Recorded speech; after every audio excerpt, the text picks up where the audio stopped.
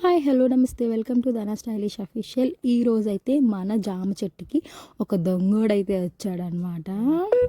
దొంగని పట్టుకుందాం, ఓకేనా? జామ చెట్టుకి అయితే 3 కాయలు అయితే ఉన్నాయి. చూడండి, దొంగోడు ఇప్పుడు కనిపిస్తాడు. చూడండి, అదిగో దొంగోడు కనిపిస్తున్నాడు.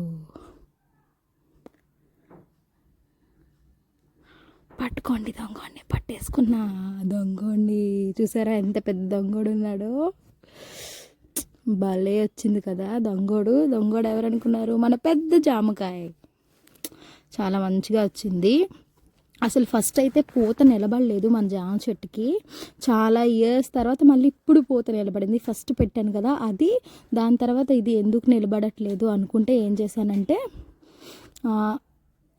ఎక్కువ వస్తున్నాయి కాయలు, అవన్నీ ఏం చేశానంటే కొన్ని తెంపేసి ఒక 3-4 ఉంచానన్నమాట. ఉంచితే అప్పుడు ఆ కాయ అనేది, ఒక్క కాయ అయితే చాలా పెద్దగా అయ్యింది.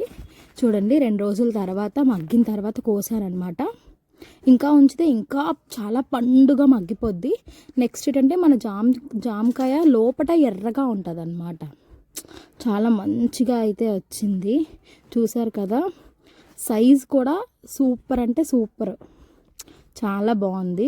పాట్ కూడా చూసారు కదా మనది, మరీ పెద్దదేం కాదు. భూమిలోనే వేస్తేనే జామకాయ పెద్దది వస్తుంది, లేదంటే లేదు అంటారు, కానీ కాదు, పెంచే విధానం రావాలి, బాగుంటుంది. దాంతోపాటు ఓపిక కూడా ఉండాలన్నమాట. త్వరగా వచ్చేయాలని కాదు, అది దాని ప్రాబ్లం ఏంటి తెలుసుకొని ఎలా పెంచాలో అలా పెంచాలన్నమాట.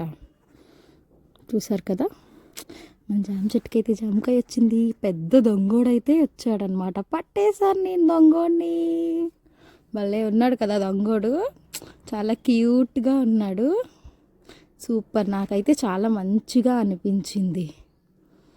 చెయ్యంత వచ్చింది జామకాయ అయితే. మీకు ఎలా అనిపించిందో కామెంట్ సెక్షన్లో కామెంట్ చేయండి.